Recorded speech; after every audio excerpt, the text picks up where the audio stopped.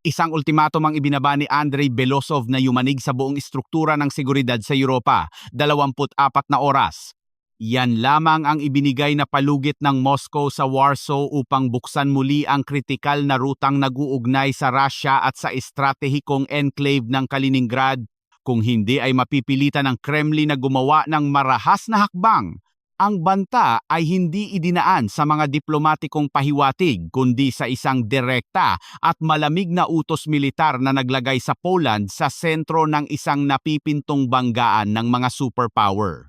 Sa loob ng isang iglap, ang isang issue sa logistic at transportasyon ay naging mitsa na maaaring magpasabog sa buong silangang bahagi ng NATO at humila sa Estados Unidos sa isang direktang konfrontasyon na matagal na nilang iniiwasan. Ang kaganapang ito ay nagsilbing isang marahas na paggising para sa mga kapitolyo ng kanluran.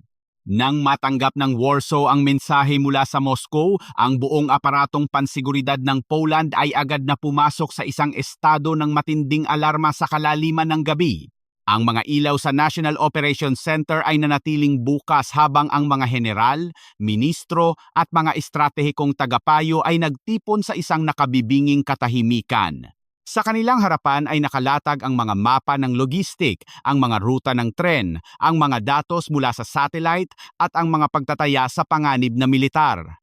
Alam ng bawat opisyal sa silid na ito na ang hinihingi ng Russia ay hindi lamang tungkol sa pagpapadala ng mga kalakal patungong Kaliningrad.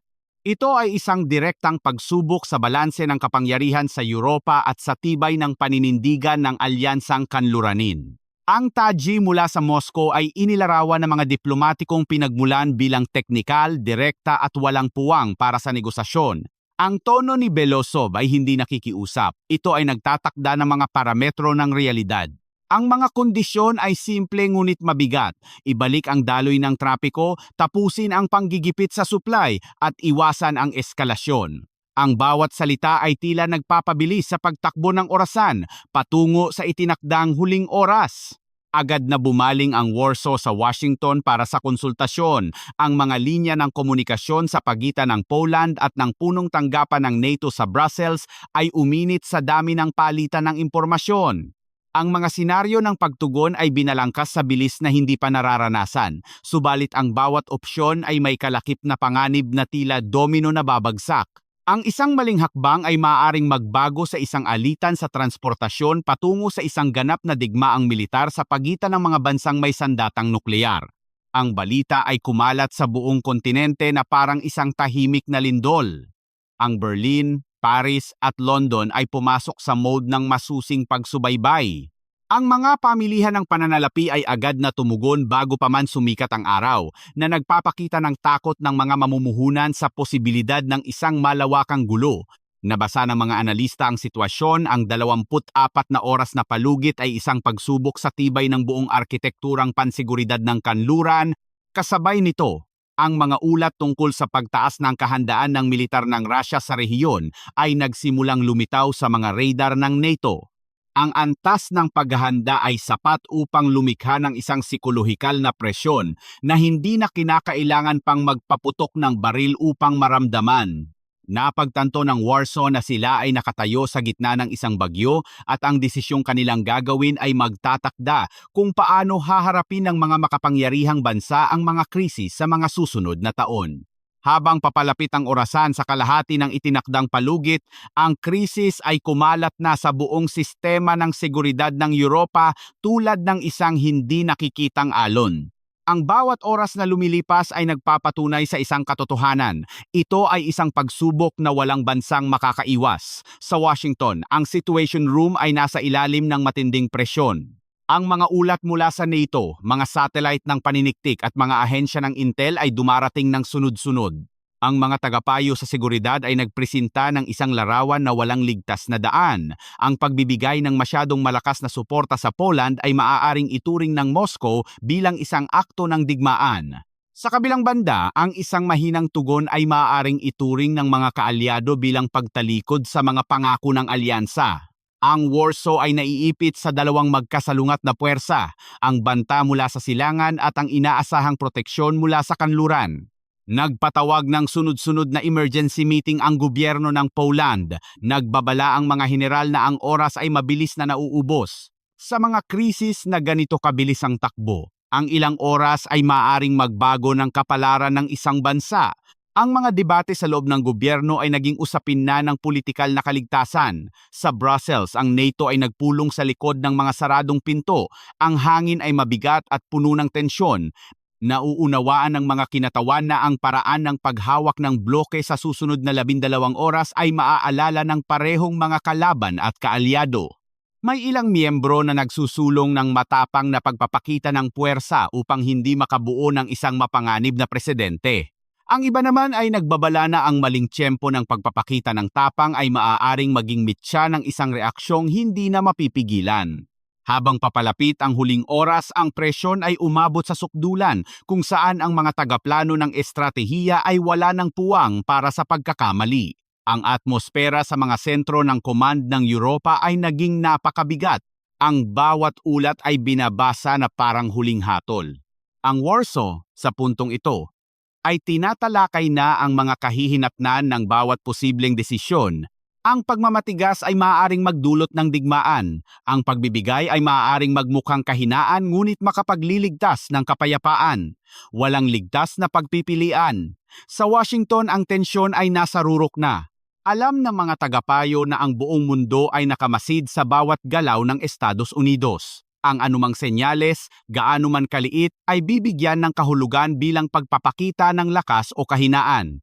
Ang mga pribadong linya ng diplomasya ay nag-init sa pagitan ng mga kapitolyo. Walang sino man ang gustong maging responsable sa pagsisimula ng isang digmaang hindi na mababawi. Sa huli, bago pa man tuluyang maubos ang oras, ang desisyon ay ginawa, ang Poland ay sumunod, ang ruta ay binuksan, ang kahilingan ng Moscow ay naibigay. Ang pangyayaring ito, bagaman natapos ng walang putukan, ay nag-iwan ng malalim na sugat sa kredibilidad ng seguridad sa Europa. Ang nakita ng kontinente ay hindi kung sino ang nanalo o natalo, kundi kung gaano karupok ang sistemang inaakala nilang hindi matitinag. Ang isang simpleng hindi pagkakaunawaan sa transportasyon ay sapat na upang ilagay ang buong kontinente sa estado ng alarma. Ang mga kapitolyo sa Europa ay napilitang gumawa ng isang malamig na pagsusuri kung ang isang simpleng issue sa logistic ay nagtulak sa sistema sa bingit ng pagkasira, ano ang mangyayari kung ang isang tunay na krisis militar ay sumiklab. Napagtanto ng mga estratehista na ang bilis ng eskalasyon ay mas mabilis kaysa sa anumang proseso ng pagtugon na itinayo ng NATO. Sa Brussels, ang mga sumunod na pagpupulong ay lumipat mula sa paghawak ng sitwasyon patungo sa pag-aayos ng nasirang tiwala. Ang paniniwala sa proteksyon ng alyansa ay natibag ng mas mabilis kaysa sa anumang pahayag na pampalubag loob. Ang Washington ay nakakuha ng isang mas mabigat na aral. Ang bawat minuto ng pagkaantala sa paggawa ng desisyon ay tinitingnan ng kalaban bilang senyales ng pag-aalinlangan. Ang agwat sa pagitan ng tensyon at digmaan ay sinusukat na lamang ngayon sa ilang minuto ng pagpapasiya at wala nang mahabang panahon para sa diplomasya upang saluhin ang dagok. Sa loob ng Poland, ang krisis ay nag-iwan ng bitak sa politika. Ang opinyon ng publiko ay nahati. Ang isang panig ay nakikita ang pagsuko bilang kinakailangan upang maiwasan ang mas malaking panganib, habang ang kabila ay tinitingnan ito bilang tanda ng kahinaan at pagpapailalim. Ang Europa ay pumasok na ngayon sa isang panahon ng matagalang pag-iingat. Nauunawaan ng mga estratehista na ang mga krisis na tulad nito ay darating ng paulit-ulit. At sa bawat pag-ikot, ang distansya sa pagitan ng babala at banggaan ay lalong umiikli. Ang 24 na oras na lumipas ay hudyat na nagsimula na ang isang bagong siklo. Ang mga badyet sa depensa ay tinatalakay na ngayon sa mas seryosong tono. Ang estratehikong logistic ay inilagay sa prioridad. Ang mga ruta ng transportasyon, enerhiya, telekomunikasyon at datos ay tinitingnan na bilang mga potensyal na target sa anumang hinaharap na senaryo. Sa mga akademya ng militar, ang kaganapang ito ay naging halimbawa ng digmaang may mataas na presyon. Hindi kailangan ng pagsalakay o pagsakop ng teritoryo. Kailangan lamang lumikha ng bara sa tamang lugar upang pilitin ang kalaban na pumasok sa isang depensibong posisyong psikolohikal. Ang pinakanakababahala para sa mga analista ay ang bilis ng pag-aangkop ng mundo sa ganitong estado ng tensyon. Ang dating itinuturing na krisis ay nagiging normal na bahagi ng araw-araw. Ang mga red alert ay hindi na nakakagulat tulad ng dati. Kapag ang tensyon ay naging ugali, ang hangganan ng pagtitimpi ng sistema ay unti-unting napupudpod. Ang Europa ay nasa yugto na kung saan ang bawat desisyon sa seguridad ay may anino ng krisis na ito. Ang tanong na laging bumabagabag sa mga saradong pagpupulong ay kung maulit ang senaryo, magiging mas mabilis ba ang tugon o mananatili itong mabagal? Walang gustong sumagot gamit ang salita. Ang sagot ay dapat manggaling sa totoong paghahanda. Tinatawag itong panahon ng marupok na katatagan hindi dahil malapit na ang digmaan, kundi dahil nauunawaan ng lahat na ang mga hangganan ay sinusubukan ng mas madalas. Habang humuhupa pa lamang ang alikabok sa Poland, isang panibagong krisis ang sumibol sa hilagang Europa na nagpapatunay na ang presyon ay hindi nawawala, kundi lumilipat lamang ng porma. Ang Finland, na kamakailan lamang ay sumali sa NATO bilang proteksyon laban sa Russia, ay nahaharap sa isang kalaban na hindi kayang barilin ng anumang tangke ang pisikal na realidad ng enerhiya. Ang bansa ay pumasok sa sentro ng isang bagyo ng enerhiya na walang katulad. Ang supply ng natural gas ay ganap na naputol at ang presyon sa mga pangunahing tubo ay bumagsak sa antas ng alarma na nag-trigger ng mga automatikong pag-shutdown sa malawak na bahagi ng bansa. Ang sistemang dating ipinagmamalaki bilang matatag at berde ay naglantad ng mga nakamamatay na kahinaan sa harap ng isang napakalupit na taglamig. Dito makikita na ang realidad ng pisika ay mas makapangyarihan kaysa sa anumang pahayag na politikal. Sa mga lihim na pagpupulong na pilitang aminin ng gobyerno sa Helsinki na ang kanilang kakayahang panatilihin ang pagpapainit para sa mga mamamayan ay mabilis na nauubos. Ang mga infrastruktura ay nasa panganib ng pagkasira kung ang mga panggatong ay patuloy na mawawala. Kung magtatagal pa ang sitwasyon ng ilang linggo, sapat na ito upang ilagay ang ekonomiya sa estado ng paralysis mula sa produksyong industrial hanggang sa serbisyo publiko. Ang mga reserba sa loob ng bansa ay nauubos bawat oras. Ang mga alternatibong solusyon na dating inaasahan ay nagpakita ng kanilang limitasyon. Ang liquefied natural gas o LNG ay nahaharap sa tumataas na gastos sa logistic dahil sa yelong humaharang sa dagat. Ang enerhiya mula sa hangin ay humina dahil sa hindi magandang panahon at ang mga planta ng hydro at nuklear ay sapat lamang upang panatilihin ang minimum na daloy ng kuryente. Ang puwang na iniwan ng gas ay naging isang malaking butas na hindi kayang punan ng ibang pinagkukunan. Sa katimugan at gitnang bahagi ng Finland, ang mekanismo ng pagputol ng kuryente ay kumalat na sa mga malalaking sentro ng industriya. Ang mga sektor ng kemikal, paggawa ng papel at metalurhiya ay isa-isang nagbawas ng operasyon hanggang sa tuluyang tumigil. Ang pinsala sa ekonomiya ay tumataas sa bawat sandali na nagtutulak sa mga negosyo sa bingit ng pagkalugi. Ang budget ng gobyerno ay nasa ilalim ng matinding bigat habang ang halaga ng pamumuhay ay tumataas araw-araw. Sa ganitong sitwasyon, ang tanging lohikal na hakbang ay ang muling pagbubukas ng linya ng komunikasyon sa Moscow. Ang usapan ay hindi tungkol sa ideolohiya o politika, kundi nakabase sa purong teknikal na pangangailangan. Ang tanong ay umiikot sa dami ng supply, oras ng pagbabalik ng operasyon, at kaligtasan ng mga tubo. Lumitaw ang Russia bilang nag-iisang tagapagbigay na may kakayahang ibalik ang balanse ng sistema sa maikling panahon. Ang heograpiya at ang umiiral na network ng mga tubo ay nagdikta ng solusyon na higit pa sa anumang awayan ng pananaw. Napilitan ang Helsinki na gamitin ang kanilang linya ng komunikasyon sa Moscow upang humingi ng tulong. Ito ay isang desisyong nagpapakita na sa panahon ng krisis, ang kaligtasan ng bansa ay mas mahalaga kaysa sa anumang islogan. Ang mga pag-uusap ay agad na nakatuon sa puso ng sistema. Ang oras ng muling pagbubukas ng daloy ng gas ay naging pinakamahalagang variable. Ang kinakailangang dami ng gas para sa pagpapainit ng mga tahanan at pagpapatakbo ng grid ng kuryente ay kinalkula ng maigi. Ang kakayahan ng mga tubo na tumanggap ng pressure matapos ang mahabang panahon ng kawalan ng laman ay sinuri ng mga eksperto. Ang bawat tanong ay may iisang layunin: ang maibalik ang enerhiya ng sapat na mabilis upang mapigilan ang pagbagsak ng ekonomiya. Ang realidad sa lupa ay pumanig sa Russia. Ang network ng mga tubo ay naroon na. Ang karanasan sa pagpapatakbo sa ilalim ng matinding klima ay nasa kanila. Ang kakayahang kontrolin ang daloy ng gas sa real time ay isang bentahe na hindi maitatanggi. Ang mga grupong teknikal ng dalawang bansa ay nagpalitan ng datos, sinuri ang mga istasyon ng pagtanggap at tinasa ang mga panganib ng korosyon at pagpasok ng halumigmig.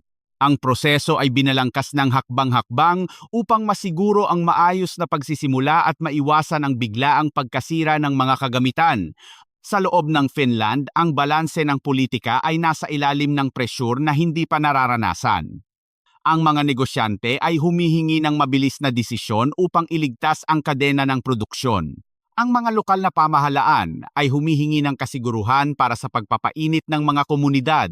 Ang mga ahensya ng seguridad ay nagbabala sa panganib ng gulo sa lipunan kung magpapatuloy ang kakulangan ng enerhiya. Sa harap ng patong-patong na problema, ang pakikipag-usap sa Moscow ay naging isang kalkuladong desisyon na nakabatay sa pambansang interes.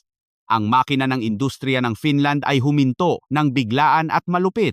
Ang mga industriyang dating haligi ng ekonomiya ay tumigil sa pag-ikot nang mawala ang gas.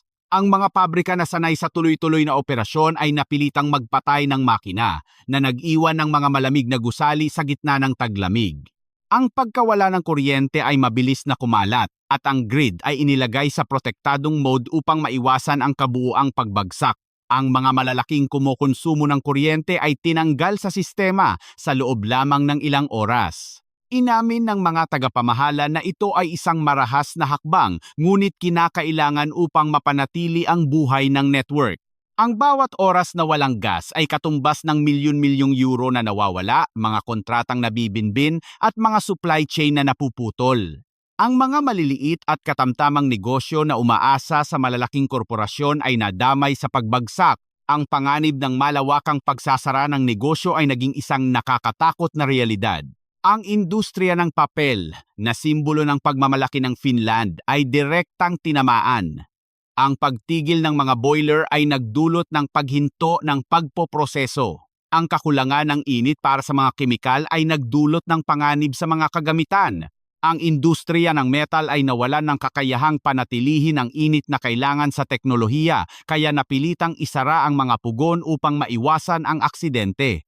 Ang muling pagbubukas nito ay mangangailangan ng malaking halaga at mahabang panahon. Kasabay ng krisis sa produksyon ay ang pagtaas ng presyon sa lipunan. Ang mga manggagawa ay nangangamba sa pagkawala ng trabaho. Ang mga lokal na pamahalaan ay nakikitang bumabagsak ang kanilang kita mula sa buwis. Ang gastos sa tulong pangkagipitan ay tumataas habang lumiliit ang pondo ng gobyerno. Ang bawat pagkaantala sa desisyon ay nagtutulak sa ekonomiya palapit sa malalim na resesyon. Ang gobyerno ay nagpulong sa ilalim ng estado ng emergency na bumabalot sa Helsinki. Ang Helsinki ay pumasok sa isang estado ng matinding pagkatali. Ang mga pagpupulong ng gabinete ay ginagawa ng sunod-sunod sa mga lugar na mahigpit ang seguridad, kung saan ang lahat ng linya ng komunikasyon sa labas ay pinutol upang mapanatili ang ganap na lihim. Ito ang yugto kung saan ang bawat desisyon ay direktang nakakaapekto sa kakayahan ng estado na manatiling gumagana sa gitna ng malupit na taglamig. Ang hangin sa mga silid ng pulong ay mabigat sa presyo ng oras dahil ang bawat oras na lumilipas ay nangangahulugan na ang sistema ng enerhiya ay papalapit sa hangganan ng kakayahan nito. Ang sentro ng talakayan ay malinaw at tiyak. Ang layunin ng gobyerno ay protektahan ang mga malalaking lungsod mula sa panganib ng pisikal na pagyeyelo. Ang sistema ng pagpapainit, supply ng tubig, serbisyong medikal, at pampublikong transportasyon ay inilagay sa listahan ng pinakamataas na prioridad. Natanggap ng mga ministro ang detalyadong ulat tungkol sa status ng pressure sa mga tubo, ang totoong konsumo ng enerhiya, at ang kakayahan ng grid na manatiling matatag sa mga araw na bumabagsak ng husto ang temperatura. Ang mga agarang solusyon ay mabilis na inilatag. Ang paglilimita sa paggamit ng kuryente sa mga gusali ng gobyerno ay naging sapilitan upang mailipat ang enerhiya sa mga kabahayan. Ang mga plano para sa pagbabawas ng ilaw sa mga kalsada, pagpapaliban ng mga hindi mahalagang aktibidad at muling pamamahagi ng enerhiya ay sinuri sa bawat rehiyon. Kasabay nito, ang mga senaryo para sa limitadong paglilikas sa mga lugar na pinakaapektado ay inihanda rin bilang huling paraan upang protektahan ang buhay ng mga mamamayan. Ang aparatong pansiguridad ng bansa ay direktang nakilahok sa pagtatasa ng panganib. Nagbabala ang mga eksperto tungkol sa posibilidad ng gulo kung magpapatuloy ang kawalan ng pagpapainit. Ang presyon sa mga lokal na opisyal ay tumataas habang ang mga reserba ay nauubos. Ang bawat bagong ulat ay nagpapakita na ang margin of safety ng sistema ay patuloy na lumiliit. Sa ganitong konteksto, ang mga usaping geopolitikal ay naging pangalawa na lamang. Tinitingnan ng gabinete ng Helsinki ang realidad sa pamamagitan ng lente ng teknikal at pisikal na pangangailangan. Ang klima ng Hilagang Europa ay nagtatakda ng isang malupit na batas na pumipilit sa bawat desisyon na magsilbi sa layunin ng kaligtasan. Dahil dito, ang pakikipag-ugnayan sa Russia ay tinitingnan bilang bahagi ng plano para sa agarang katatagan na nakabase sa totoong kakayahan ng supply at infrastruktura. Ito ay isang mapait na aral para sa kanluran. Ang seguridad ay hindi lamang nasusukat sa mga tangke at eroplano, kundi pati na rin sa init na dumadaloy sa mga tubo kapag ang temperatura ay bumagsak sa ibaba ng zero. Habang ang Europa ay nanginginig sa lamig at takot sa mga hangganan nito, ang Washington ay napilitang baguhin ang takbo ng laro. Sa pagkawala ng inisyatiba sa Ukraine at ang paglutang ng mga bitak sa NATO, kinailangan ng Estados Unidos na buksan ang isang bagong chessboard upang mabawi ang kontrol sa naratibo ng kapangyarihan. Dito pumasok ang estratehiya ng paglipat ng presyon patungo sa gitnang silangan. Inamin ng Amerika ang mga isinagawang direktang pag-atake sa mga puwersang panseguridad ng Iran at sinimulan ang mga hakbang upang yanigin ang katatagan sa loob ng Tehran. Ang desisyon ng European Union na ilista ang Islamic Revolutionary Guard Corps bilang isang organisasyong terorista ay hindi nagkataon lamang. Ito ay bahagi ng isang koordinadong hakbang upang lumikha ng bagong sentro ng grabidad sa tunggalian. Ngunit ang pagbubukas ng bagong prente ay naglantad ng isang mapanganib na kabalintunaan. Sinusubukan ng kanluran na harapin ang Iran habang hindi pa nito natatapos ang krisis sa Ukraine. Ang tugon ng Tehran ay mabilis at kalkulado. Isang malawakang pagsasanay militar na may tunay na bala, kabilang ang mga maniobra sa Strait of Hormuz ang lalamunan ng supply ng langis ng mundo. Ang mensahe ay malinaw, anumang eskalasyon dito ay magpapabagsak sa ekonomiya ng mundo. Sa pagtatangka ng Washington na hatiin ang atensyon ng mga kalaban, sila mismo ang nahatak sa dalawang magkahiwalay na krisis na parehong humihigop ng kanilang nauubos na pondo at kredibilidad. Ang Russia, na hindi direktang kasali sa gulo sa Iran, ay nakinabang ng husto habang ang atensyon at lohistika ng Amerika ay nahahati. Sa gitna ng kaguluhang ito, isang tahimik ngunit makabuluhang pagbabago ang naganap sa Ukraine, ang energy ceasefire. Mula sa kawalan, itinigil ng Moscow ang mga pag-atake sa infrastruktura ng kuryente at enerhiya ng Ukraine. Ito ay hindi tanda ng awa, kundi ng isang sopistikadong bitag na estratehiko, ang tigil putukan, na sinasabing resulta ng isang tawag sa pagitan ni Donald Trump at Vladimir Putin ay nagsilbi sa interes ng Kremlin. Sa pamamagitan ng pagpayag sa kahilingang ito, ipinakita ng Russia na sila ang may hawak ng switch, sila ang nagpapasya kung kailan magdidilim at kung kailan magliliwanag ang Kyiv. Ang hakbang na ito ay naglagay sa gobyerno ni Zelensky sa isang mahirap na posisyon. Kapag ang mga bomba ay tumigil sa pagbagsak, nawawala ang emergency shield na ginagamit ng pamahalaan upang pagtakpan ang mga internal na problema. Sa pagbabalik ng kuryente, bumabalik din ang mga tanong ng taumbayan tungkol sa korupsyon, pamamahala at estratehiya ng digmaan. Ang responsibilidad sa pagpapatakbo ng bansa ay bumalik sa balikat ng Kyiv at ng mga kanluraning nagpopondo rito. Hindi na nila masisisi ang Russia sa bawat pagpalya ng serbisyo. Ang katahimikan ng mga sirena ay nagbigay daan sa ingay ng politika.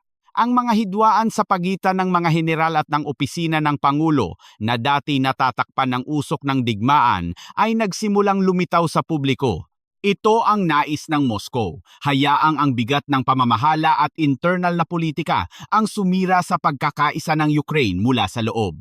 Ang diplomasya ay nagbago rin ng anyo. Ang mga serye ng pagpupulong sa Abu Dhabi ay nagpinta ng isang bagong realidad sa relasyong internasyonal.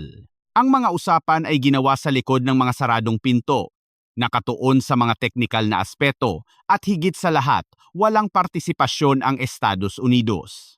Tinanggihan ng Moscow ang anumang format na magbibigay sa Washington ng pagkakataong mag-grandstanding o gumawa ng palabas na politikal. Sa pamamagitan ng paglilimita sa mga kalahok at pagtutok sa mga konkretong issue tulad ng enerhiya at kaligtasan ng mga pasilidad, kinontrol ng Russia ang takbo at nilalaman ng negosasyon. Ito ay isang sampal sa mukha ng rules-based order na isinusulong ng kanluran kung saan sila ang laging nasa sentro ng lamesa. Dito, sila ay naging mga tagamasid na lamang sa labas ng kwarto. Ang kawalan ng mekanismo ng pagsubaybay sa tigil putukan ay lalo pang nagpalakas sa posisyon ng Russia.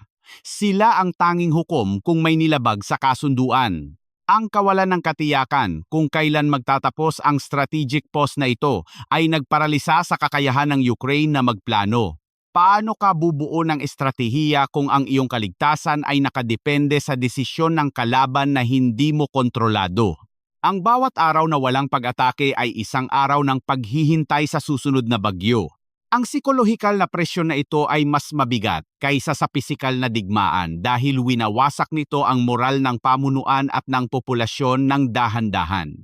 Sa huli, ang mga kaganapang ito mula sa 24 oras na ultimatum sa Poland, ang pagtiklop ng Finland sa enerhiya, hanggang sa kalkuladong tigil putukan sa Ukraine ay nagbigay diin sa isang bagong katotohanan.